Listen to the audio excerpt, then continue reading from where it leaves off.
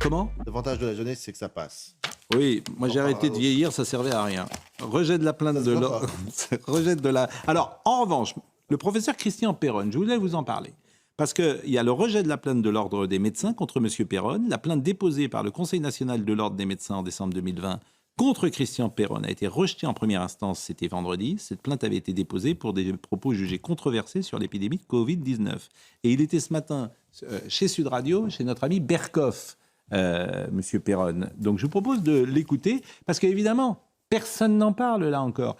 Quand tu es accusé et que tu n'es pas dans la bonne ligne, tout le monde en parle, mais quand ce matin il est lavé de tout soupçon, depuis vendredi, alors là personne n'en parle. Ils ont fait appel, le Conseil national a fait appel de cette décision. Lui, il a vécu la mort sociale, là, vraiment. Bien sûr, vraiment, bien sûr.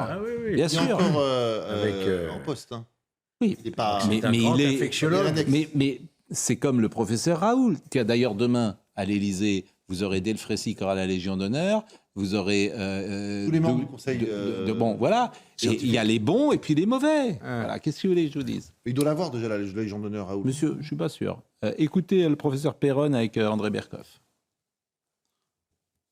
Moi, évidemment, je suis très heureux, mais bon, je ne m'attendais pas à un jugement aussi favorable, mais ce qu'il faut voir, c'est que les représentants dans les différents conseils de l'ordre, parce qu'il y a les conseils départementaux, régionaux, nationaux, c'est quand même des représentants des médecins de France, puisqu'ils sont élus par leur pairs. Bien sûr. Et moi, quand je vois l'énorme soutien que j'ai de toute la France, de tous les médecins généralistes, spécialistes, alors ils n'osent pas l'ouvrir parce qu'ils ont peur si se manifestent publiquement, ils risquent des sanctions, des attaques, et ils ont la trouille.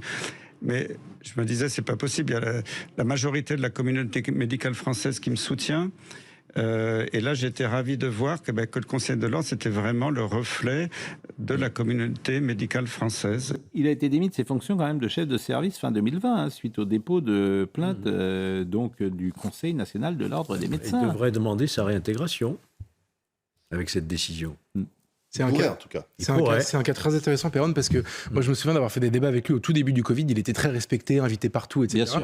Et en fait, à un moment donné, parce que c'est vraiment son métier, sa spécialité, son discours a varié de la doxa. Et en fait, ça prouve, je ne sais pas qui a raison, qui a tort, moi je ne suis pas du tout spécialiste de ça, mais ça prouve que sur ce sujet du Covid, pendant le confinement et pendant les mois qui ont suivi, il y a eu vraiment une doxa, un peu comme dans les dictatures, il ne fallait pas en dévier. Et si vous disiez, il y a eu des trucs, moi c'est surtout sur le plan médiatique que ça m'a frappé. On avait fait un entretien avec Valeurs Actuelles sur notre chaîne YouTube de Christian Perronne qui a été censuré par YouTube, et notre chaîne a été interdite pendant 1 semaine parce que dans les conditions générales d'utilisation de YouTube, vous ne pouviez pas dire, et c'est ce qu'il avait dit, que le vaccin n'empêche pas forcément la transmission, ce qui aujourd'hui est une vérité absolue. Sur ce cas-là, c'était l'URSS. Mais expliquez ça à M. Béguet, qui se sera trompé de A à Z sur cette séquence. On va pas se rangoler sur le... Honnêtement, moi, il a raison. Vous ne pouvez pas dire autre chose que la vérité. Et je veux dire, le vaccin n'empêche pas la transmission. Vous êtes quand même d'accord là-dessus, j'espère. Pardon, Jérôme, je voulais non, mais Jérôme, en fait, personne ne veut jamais reconnaître ses erreurs. Vous êtes quand même d'accord là-dessus, cher Jérôme. Ça amoindrit la gravité du mal que... Non, on parle de la transmission, là. N'évitez pas le débat. Je n'évite pas le débat. Non, ça n'empêche pas la transmission, ça amoindrit le... Et pourquoi on nous a demandé de nous faire vacciner ? C'était bien pour empêcher tous à l'hôpital. Mais non. Mais non. Mais non. J'avais dit j'en parlais pas. Mais non. Mais c'est fini. Regardez, c'est fini. Mais pardonnez-moi, mais ce que vous dites, c'est incroyable de dire ça. Non. Mais si. On nous a vaccinés tous pour ne pas transmettre la maladie. Pas tous, Pascal. Je suis désolé de vous le dire. Les gosses de 18 ans, ils finissent pas à l'hôpital. Et la vaccination contre les formes graves. Je suis désolé. Contre les formes graves. Et la vaccination contre les formes graves. Mais ça, c'était pour les personnes à ce moment-là qui terminaient à l'hôpital. Mais il n'y a pas de gosses de 10 ans. Moi, j'ai toujours dit qu'il fallait insister là-dessus. De 0 à 30 ans, il n'y a pas de mort. Donc on nous a vaccinés en disant c'est la transmission. Je suis désolé de vous le dire. Ayez l'honnêteté intellectuelle de le reconnaître quand même. Et tu t'aperçois que ce vaccin n'empêche pas la transmission. Je pense qu'à la fin des fins, il valait mieux être vacciné que ne pas l'être. Ça, c'est vraiment... En fait, les arguments, tu peux parler pendant des heures. Olivier Benkemoun nous a relancé. Je ne voulais pas du tout relancer ce débat, mais, mais il a subi le sort des dissidents soviétiques. Mais bien sûr. On l'a mis sur un bûcher. On l'a mis sur un bûcher, comme au temps de la sorcellerie. Voilà.